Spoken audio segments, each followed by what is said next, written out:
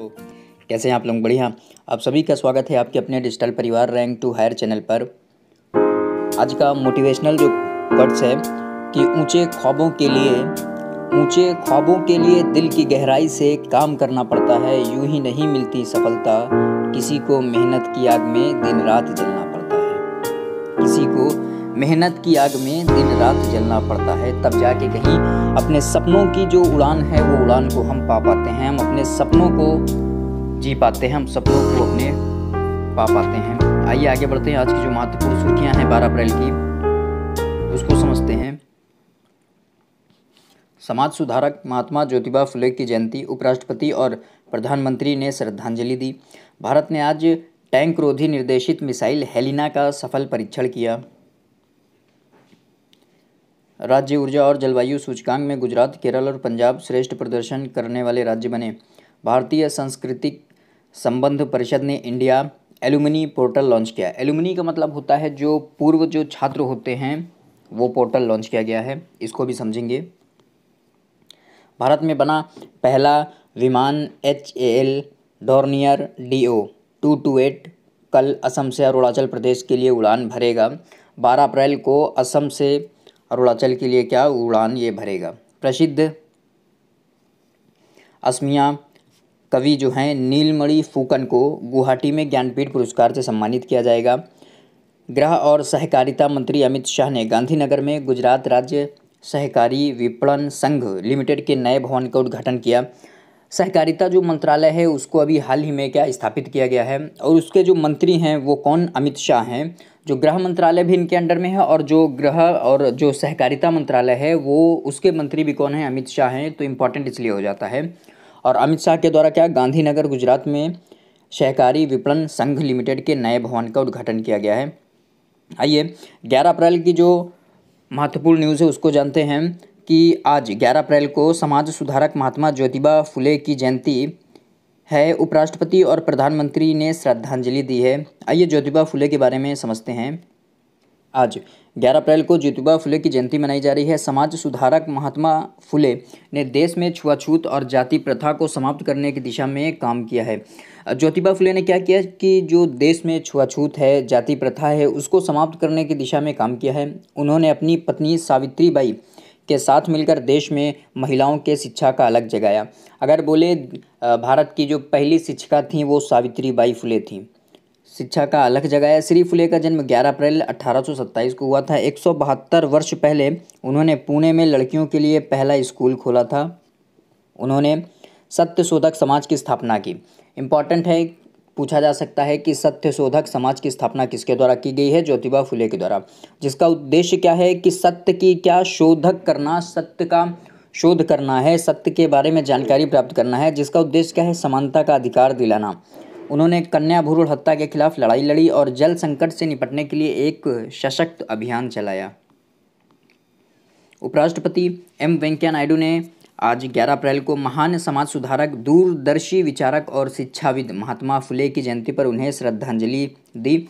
एक ट्वीट में श्री नायडू ने कहा कि वंचितों और महिलाओं के उत्थान के लिए उनका प्रयास एक समावेशी और समतावादी समाज के निर्माण में के प्रयासों में प्रेरणा का एक स्रोत बना हुआ है। नरेंद्र मोदी जी ने भी सामाजिक कार्यकर्ता महात्मा ज्योतिबा फुले की जयंती पर उन्हें श्रद्धांजलि अर्पित की है। इस अवसर पर उन्होंने कहा कि श्री फुले को सामाजिक न्याय का पक्षधर होने के लिए याद किया जाता है।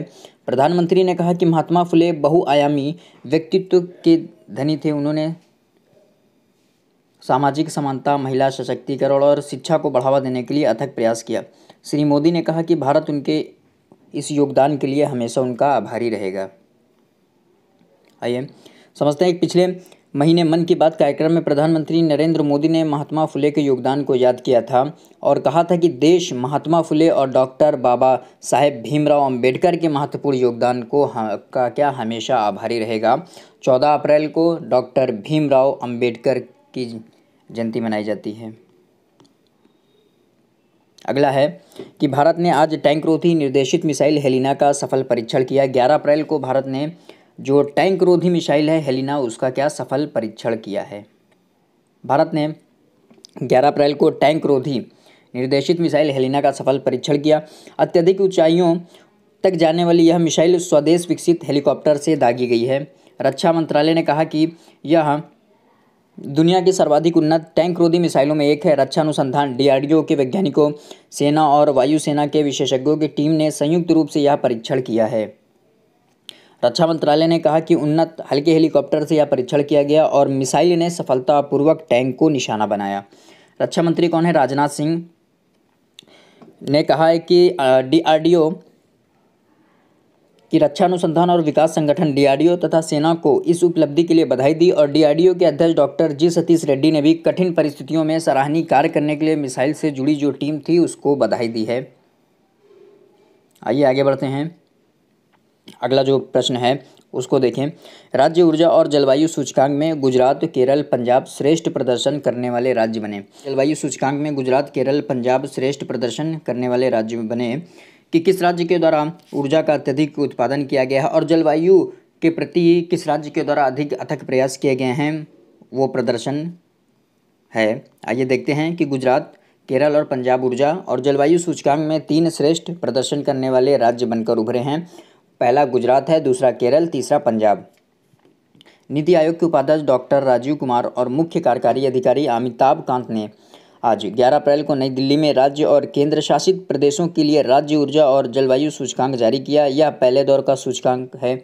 अब छोटे राज्यों में पूछा जा सकता है कि छोटे राज्यों में पहले स्थान पर कौन सा राज्य है, तो छोटे राज्यों में पहले स्थान पर गोवा है, दूसरे पर त्रिपुरा, तीसरे पर मणिपुर, शीर्ष 3 स्थान पर रहे हैं ये। इस अवसर पर नीति आयोग के उपाध्यक्ष डॉक्टर राजीव कुमार ने ग्लासगो COP जो कॉन्फ्रेंस ऑफ पार्टीज COP 26 में प्रधानमंत्री नरेंद्र मोदी द्वारा घोषित पंचामृत लक्ष्यों को हासिल करने के लिए प्रयास करने की आवश्यकता पर बल दिया। उन्होंने कहा कि इस संबंध में राज्यों की भूमिका महत्वपूर्ण होने जा रही है। डॉक्टर राजीव ने कहा कि शासन संबंधी नवाचार और राज्यों के आपसी अनुभव से सीखने से परिणामों में दीर्घकालिक सुधार होगा। उन्होंने कहा कि राज्य ऊर्जा और जलवायु सूचकांक इस दिशा में पहला कदम है। नीति आयोग के मुख्य कार्यकारी अधिकारी अमिताभ कांत ने कहा कि महत्वाकांक्षी जलवायु लक्ष्य हासिल करने के लिए उत्साहजनक निवेश हासिल करने के उद्देश्य से सरकार को पर्यावरण अनुकूल नीति बनानी होगी। उन्होंने कहा कि इस प्रथम सूचकांक से ऊर्जा क्षेत्र के बारे में राज्यों के साथ संवाद शुरू होगा ताकि नीति में अत्यधिक अपेक्षित सुधार किया जा सके। इस सूचकांक का उद्देश्य क्या है कि जो 6 मापदंडों पर राज्य और केंद्र शासित प्रदेशों को रैंकिंग प्रदान करता है। जो आपका क्या ऊर्जा और जलवायु सूचकांक है वो 6 मापदंड हैं, उसके बेसिस पर क्या राज्यों की रैंकिंग वो तय करता है। ये मापदंड हैं डिस्कॉम का कार्य प्रदर्शन, ऊर्जा की पहुंच, किफ़ायत और विश्वसनीयता हो गया, स्वच्छ ऊर्जा पहल, ऊर्जा दक्षता और पर्यावरणीय स्थिरता और नए प्रयास। ये 6 जो मापदंड है इसके आधार पर यह राज्यों की रैंकिंग तय की जाती है नीति आयोग के द्वारा। आइए अगला जो महत्वपूर्ण जो थॉट्स है कि यूं जमीन पर बैठकर क्यों आसमान देखता है, यूं जमीन पर बैठकर क्यों आसमान देखता है, पंखों को खोल जमाना सिर्फ उड़ान देखता है। आइए आगे बढ़ते हैं। अगला जो महत्वपूर्ण प्रश्न है, भारतीय सांस्कृतिक संबंध परिषद ने इंडिया एलुमनी पोर्टल लॉन्च किया है। कौन? भारतीय सांस्कृतिक संबंध ने क्या किया? इंडिया एलुमनी पोर्टल लॉन्च किया है। एलुमनी का मतलब होता है कि इंडिया में जो छात्र पढ़े होंगे, जो पुराने एलुमनी का मतलब होता है पूरा छात्र, तो इंडिया में जो बाहरी देश से जो छात्र आकर पढ़े होंगे तो उनको जोड़ने के लिए इंडिया एलुमनी पोर्टल लॉन्च किया गया है। भारतीय सांस्कृतिक संबंध परिषद ने इंडिया एलुमनी पोर्टल लॉन्च किया। विदेश राज्य मंत्री मीनाक्षी लेखी और भारतीय सांस्कृतिक संबंध परिषद के अध्यक्ष डॉक्टर विनय सहस्त्रबुद्धे की उपस्थिति में इस पोर्टल का शुभारंभ किया गया। हमारे संवाददाता ने बताया कि इंडिया एलुमनी पोर्टल के द्वारा भारत में पढ़ाई कर चुके विदेशी छात्रों से पुनः संपर्क बनाया जाएगा और उन्हें कई प्रकार की गतिविधियों के साथ जोड़ा जाएगा। यह पोर्टल सूचनाओं को सीधे विदेशी छात्रों के बीच प्रसारित करेगा और आवश्यकता पड़ने पर स्थानीय संसाधन प्रबंधक या स्थानीय संपर्क अधिकारी के रूप में भी जोड़ेगा। यह पोर्टल प्रधानमंत्री नरेंद्र मोदी की दृष्टि का परिणाम भी है ताकि उभरते भारत से भारत के पूर्व छात्रों को जोड़ा जाए। वर्तमान समय में लगभग 6000 भारतीय सांस्कृतिक संबंध परिषद द्वारा दी जा रही छात्रवृत्तियों के माध्यम से भारत में क्या छात्र पढ़ रहे हैं। इन छात्रों में सबसे अधिक संख्या कहाँ की? अफगानिस्तान की है, बांग्लादेश, बोत्सवाना, इथोपिया, नेपाल, श्रीलंका से आए छात्रों की है। परिषद के अंतर्गत पिछले 40 वर्षों में 30,000 से अधिक विदेशी छात्र भारत से शिक्षा प्राप्त कर चुके हैं। आइए आगे देखते हैं जो महत्वपूर्ण प्रश्न है कि भारत में बना पहला विमान HAL डॉर्नियर DO-228 12 अप्रैल को असम से अरुणाचल प्रदेश के लिए उड़ान भरेगा। ये पूर्वोत्तर की पहली उड़ान है। भारत में बना पहला विमान HAL डॉर्नियर DO-228 कल असम में डिब्रूगढ़ से अरुणाचल प्रदेश में पासीघाट के लिए उड़ान भरेगा। यह नागरिक उड्डयन संचालन के लिए देश की पहली वाणिज्यिक एयरलाइन होगी। नागरिक उड्डयन संचालन के लिए देश की क्या पहली जो कमर्शियल एयरलाइंस होगी है। इस बीच पूर्वोत्तर क्षेत्र के लिए पहले उड़ान प्रशिक्षण संगठन का भी कल असम के लीलाबाड़ी में उद्घाटन किया जाएगा।